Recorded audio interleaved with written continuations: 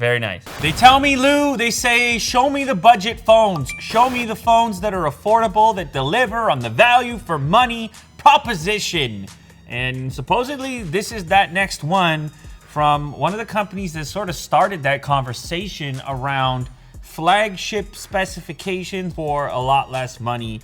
That, of course, is POCO. I remember the original POCO phone. It sort of flipped the smartphone world a little bit. Now, since that device, we haven't exactly seen that flagship spec, that top-tier Snapdragon chip inside of a phone that's a lot less money, but they're still aiming at that value for money, and this is that next big play. And I'm hearing the noise, I'm hearing the chatter about this particular device on Twitter and elsewhere. So here we are. It is the POCO X3 NFC, and it looks like mine is going to be in cobalt blue.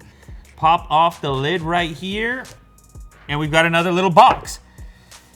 That's because they give us a case somehow. When you spend less money or you approach the budget-minded smartphones, you get more in the box. You see how that goes? We have a SIM card tool right here. We have a case also included in the package. There's a little bit of paperwork. The case is your first indication of the design of the smartphone. And you can see a large circular cutout for the camera unit. This is a basic case just to get you up and running, but you gotta appreciate seeing it inside the box. Is this a poster? Look at all this, these are stickers.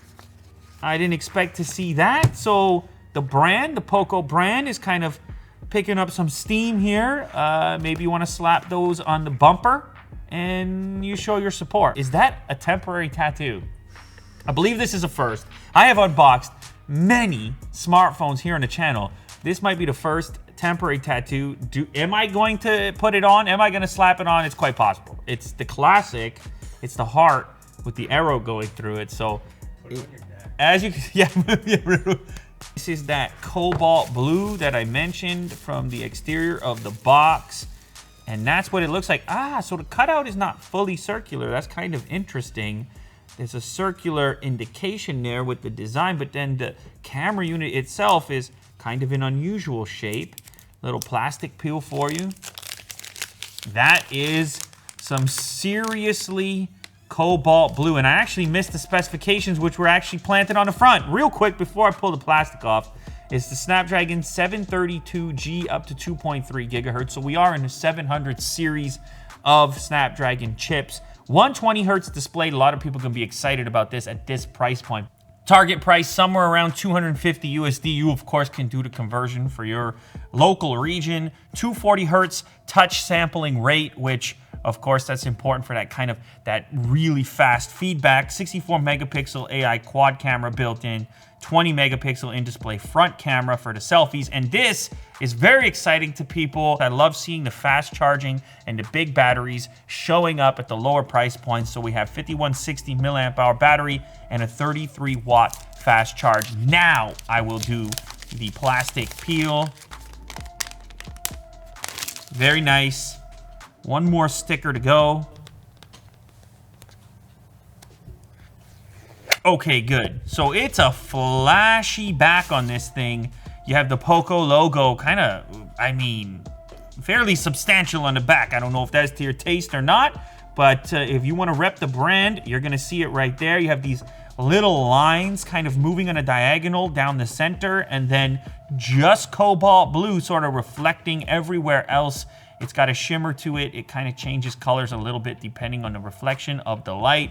Look at the variety of camera units, including the 64 megapixel main camera up here in this section. The whole thing has a really premium feel to it. It has some weight to it. Fingerprint scanner over here on the thumb portion where your finger lines up. I don't mind this. I'm used to this. It's capacitive, so it's fast. You have the volume rocker up above that. Over here is your SIM card tray. Then on the bottom of the device, you'll find your USB-C connector for that 33 watt fast charge, the speaker unit, as well as a 3.5 mil headphone jack, which many people still use and love. Also inside the package, of course, we had to have that fast charger, as mentioned, 33 watts, USB Type-C to A cable to connect to that charger. We're gonna pull the screen protector off. This is a crazy move. Very nice. All right, so here we have the fingerprint setup for security. You just line up your thumb as mentioned. Now, one of the benefits of having it on a power switch, you touch there all the time anyways. It's kind of second nature to have your thumb in that location. And so it's kind of a 2-for-1. You're gonna go hit the button and your thumb is already there. Done. It's pretty quick. What's interesting with these things is once it's semi-booted, then it's really quick. But if you go just on it, it's like a little hair of a second slower. But this is acceptable. I don't know where I stand on this. To be honest, I can adapt to the various locations of fingerprint scanners, whether it's the back, the side, or the in-display.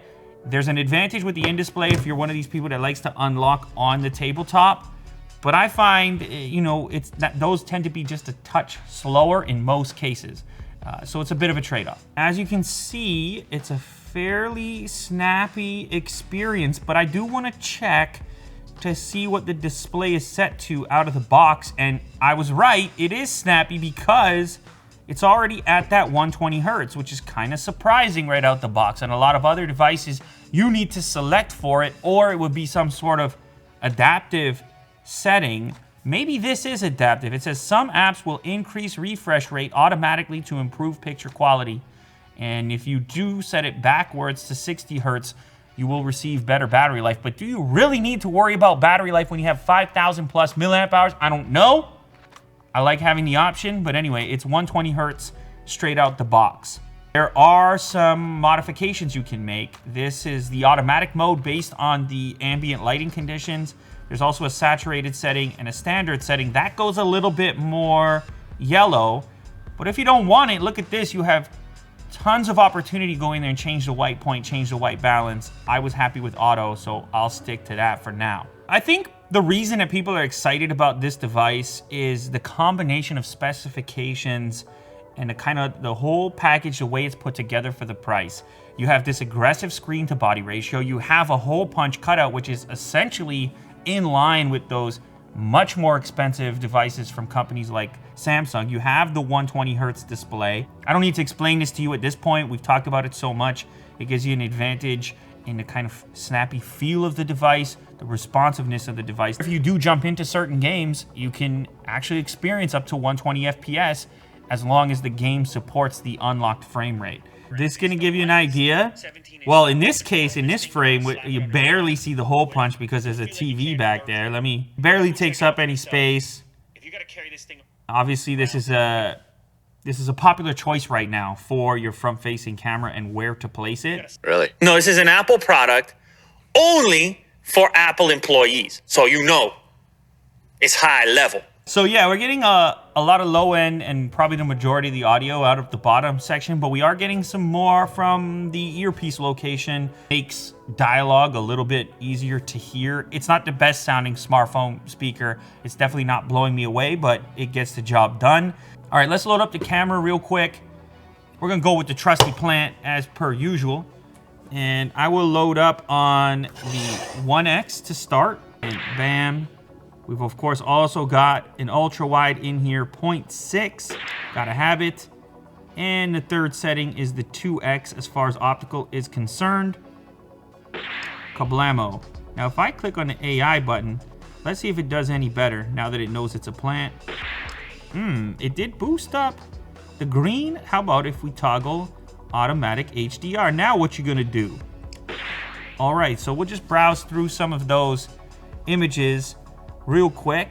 The AI mode gave me a little more green in the plant. There's lots of detail. You have plenty of pixels. This is, of course, a fairly limited environment, but to just give you an idea of your available focal ranges, that's the standard focal range. That's your 2X close, and there's your ultra wide, fitting plenty more into the frame. So you have the camera versatility built in. If I flip it around to the front-facing camera, supposedly there's a lot of resolution on the selfie. 3, 2, 1. And then let's see if AI can, what AI likes to do to me. Maybe it's probably gonna be fairly, it's fairly similar. Wow, it's a lot of detail.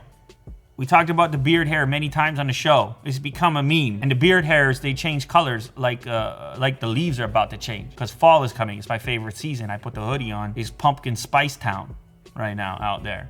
nonetheless, it's lots of resolution. If you like selfies, my goodness, look at you now. All right, so we have to do the quick charge test as we've done many times on the channel. I want to see the animation. It always gets me going every time. And now we have it, like I said, on more affordable devices. So it's very exciting in the world of sub $300 smartphones, getting some of the faster chargers out there. To be honest, this 133 watt, we plug it in. What are they going to give us? Woo! Turbo charge, baby. You just watch it flow. If that doesn't get you going, I don't know what does. And so you're going to have that support in this device. And to be fair, it's filling up a very large battery. Once again, to remind you, over 5,000 milliamp hours. So do we have a new budget king? Look, it's got all the pieces. It feels very premium in the hand. It's got everything you're looking for. No, it does not have an 800 series Snapdragon. All right, that ship has sailed. And besides, this one is priced more aggressively than would ever be possible with that other chip in it. Will this be good enough for most people? I think, yeah, probably.